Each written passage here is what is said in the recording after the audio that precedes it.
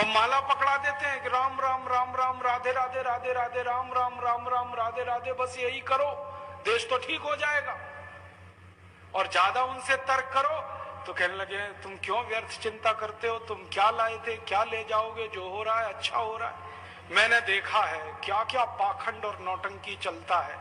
भगवान राम की कथा कहने आते हैं और भगवान राम की जिंदगी के वो प्रसंग कभी नहीं सुनाते जो हम में वीरता पैदा करें, जो साहस पैदा करें। राम की जिंदगी में बहुत सारा हिस्सा साहस का है, वीरता का है।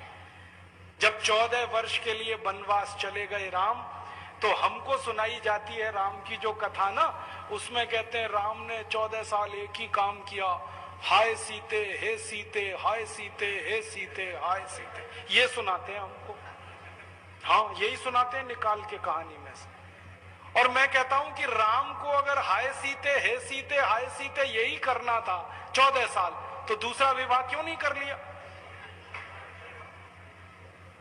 सैकड़ों राजा तैयार थे अपनी राजकुमारियों को राम को देने के लिए, वो तो कर लेते दूसरा विवाह। क्योंकि हाय सीते हे सीते, हाय सीते हे सीते, एक स्त्री के लिए अगर वो इतने ही बिलख रहे थे, तड़प रहे थे, दूसरा विवाह कर लेते। तो ये सब चुप हो जाते हैं, फिर बात नहीं करते। फिर मैं उनको रामायण में से निकाल के दिखाता हूं, देखो राम ने हे सीते हाय सीते कहा नहीं कहा ये मुझे नहीं मालूम, लेकिन 14 साल वन में रहते हुए सैकड़ों राक्षसों का संहार किया उन्होंने, मारा उनको और धर्म राज्य की स्थापना कराई। ये कहानी नहीं सुनाते क्योंकि इससे वीरता पैदा होती है। तो राम का जो वीरत्व है वो नहीं सुनाएंगे आपको, उनकी जो कमजोरियां हैं वो सुनाते हैं आपको। और राम कथा जब वर्णन की जाती है तो मंच पे बैठ के आहा कैसे आंसू, ढलल ढलल आंसू निकलेंगे, आपको भी रुलाएंगे, खुद भी रोएंगे। किस बात के लिए? ओ राम को वन गमन में इतना कष्ट हो रहा है, वन में इतनी तकलीफें हो रही हैं, तो राम की तकलीफों का वर्णन कर रहे हैं, आंसू आ रहे हैं। और ये सारा वर्णन एयर कंडीशन्ड मंच पर बैठकर होता है। अपने को तकलीफ नहीं होनी चाहिए, राम की तकलीफों का वर्णन कर। एयर कंडीशन मंच चाहिए, एयर कंडीशन घर चाहिए रहने के लिए, एयर कंडीशन कार चाहिए और चार्टर्ड प्लेन चाहिए आने और जाने के लिए, तब राम की कथा सुनाई जाएगी।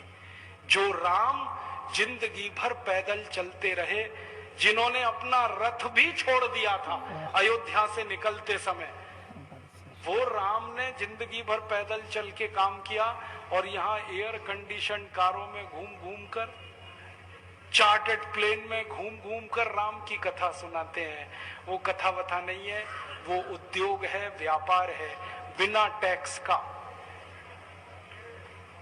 और मुझे बहुत शर्म है ये कहते हुए, समय आने पर प्रमाण से बात करूंगा कि राम कथा कहने वाले ब्लैक मनी को व्हाइट मनी करने के काम में लगे हुए एजेंट हैं और इससे ज्यादा कुछ नहीं है। और मुझे इससे भी बड़ी शर्म आती है कहते हुए कि आप जो उनको दे रहे हैं दान के रूप में, वो पैसा ब्याज पर उठा रहे हैं वो दूसरे लोगों को, और आपके दिए हुए पैसे से धंधा बना रहे हैं अपना। फिर ऐसी कृष्ण की कथा कहने वाले आ जाते हैं, कहते राधे राधे राधे राधे राधे राधे और कुछ कहो ही मत, राधे राधे। कंस को मारा, जरासंध को मारा, शिशुपाल को मारा, अधर्मियों को मारा, ये सब थोड़े में, राधे राधे राधे राधे बड़े में। हाँ, क्योंकि आपको कायर बनाना है ना, निर्वीर बनाना है, नपुंसक बनाना है, तो वीरता की कहानी क्यों सुनानी है? तो चुन चुन कर ऐसी कहानियां सुनाते हैं। और मैं आपको बहुत गंभीर बात कह रहा हूं कि ये सारे हमारे देश में जो पाखंडी लोग हैं ना, राम और कृष्ण की कथा कहने वाले, ये सरकारों के साथ मिले हुए हैं, क्योंकि सरकारों ने इनको एक कान में मंत्र फूंका है, तुम लोगों का ध्यान इस तरफ भटकाते रहो ताकि कोई महंगाई के खिलाफ न लड़े, गरीबी के खिलाफ न लड़े, बेरोजगारी के खिलाफ न लड़े, अत्याचार के खिलाफ न लड़े, वो डूबा रहे राधे राधे राधे राधे राम राम राम राम, बस इसी में। और समझाते रहो तुम क्या लाए थे, तुम क्या ले जाओगे, क्यों व्यर्थ चिंता करते हो, जो हो रहा है अच्छा हो रहा है, आगे होगा और भी अच्छा होगा। एक रास्ता ये है। अब दो रास्ते हैं अपने सामने। एक रास्ता भगत सिंह का, ऊधम सिंह का, चंद्रशेखर का। एक रास्ता हमारे ये धर्म गुरुओं का, पाखंडियों का, जो राम की कथा, कृष्ण की कथा। मुझे बहुत ऑफर आए हैं, मैं आपको दिल का दर्द बता रहा हूं, सच में कह रहा हूं, आपसे नाम नहीं लेता। मुझे ऑफर आए कि तुम कहां बेकार भटक रहे हो, मेरे साथ आ जाओ। मैंने कहा बापूजी क्या होगा उसमें? तो कहने लगे जितना मिलता है वो डबल हो जाएगा।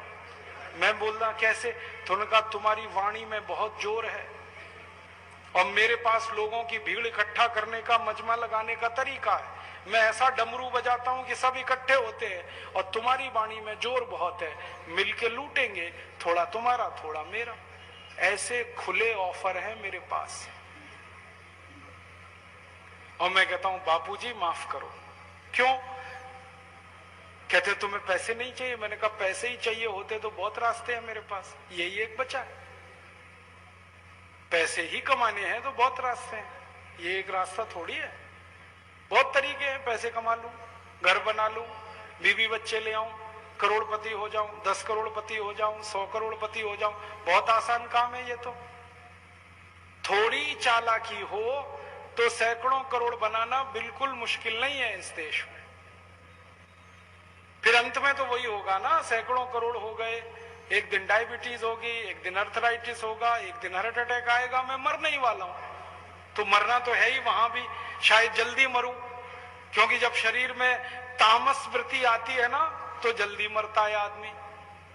जब तक सात्विक रहता है तब तक थोड़ा दम रहता है, तो तामस वृत्ति आएगी, मरना मुझे वहां भी है।